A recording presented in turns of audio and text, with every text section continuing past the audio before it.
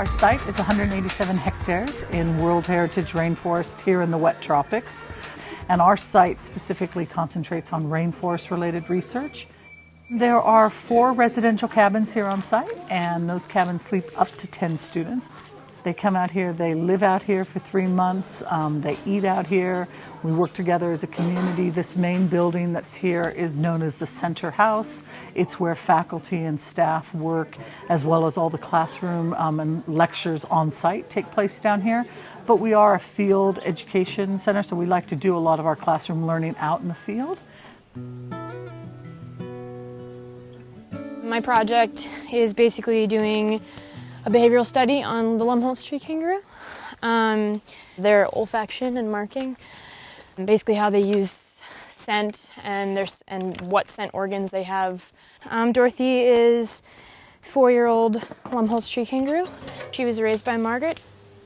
I'm a wildlife carer, and I've certainly learned from what they've done, and probably some stuff that we weren't that aware of, or certainly I wasn't, even though I've had a lot to do with tree kangaroos. They come a long way. A lot of them basically start off, with basically no exposure to tropical rainforest, and they come out of that like, wow, I know what it's about. I know what's involved. I know what the dynamics of doing research in the rainforest are like. I actually had some students say, this is fantastic. I feel like I got a huge leg up in terms of going on to graduate school. I know what I'm going to be grappling with now. I'm looking at the social, ecological impacts of the spectacled flying foxes and the Yungaboro bat colony in particular. I'm just looking at how the bats are impacting the people that live there and just different perspectives on it. I think that over the 30 years that CRS has been here in the community, that we've really tried to look at applied research that's relevant to the community. Well, the School for Field Studies have groups of students a couple of times a year, sometimes more, and they always come out to treat because they learn about revegetation and how the community here does the revegetation. I think it's a great place to do research, and in particular the community night. We actually present the best research results and the best presentations of the students. And in the little break in between, all students present their posters, so they are available for questions.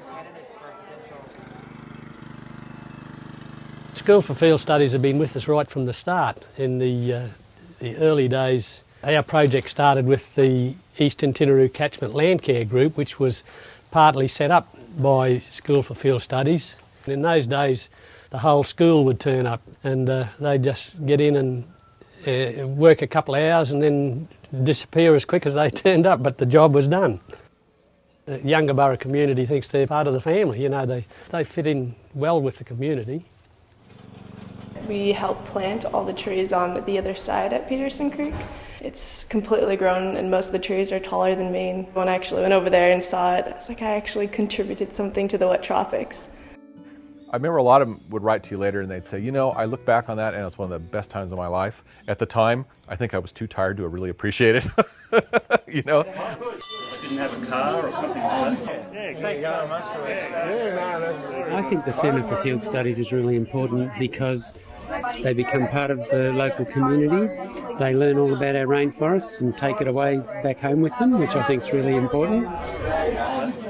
I'm a long-term local, and sometimes I think we really need people from the outside to appreciate our own backyard, and I always feel that way when I come across the students, and I think, oh yeah, we're so lucky we live here.